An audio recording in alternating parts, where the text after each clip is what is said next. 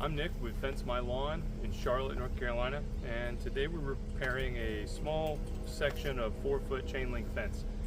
So if you have a small section that just needs to be replaced, because in this situation there was no post here between where there should be, it's about every 10 feet should have a post. There was about an 18-foot section here that doesn't have a post, so we're going to install a new post, repair the fabric.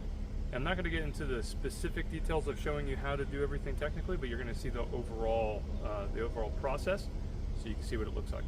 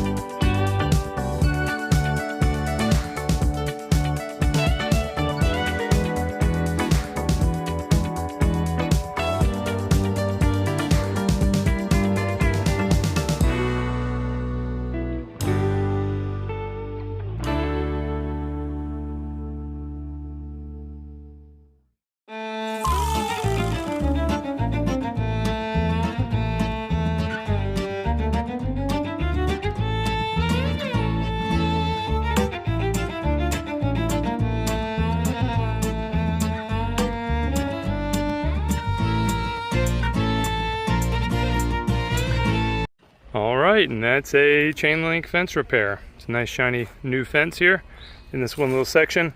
So last it's a little different because the fence is quite bent and mangled on the other end, so that's that transition. And the ground level is off, so that's why our diamonds are kind of off here. But we got that in, and this will last many years to come, man. It'll outlast the rest of the fence.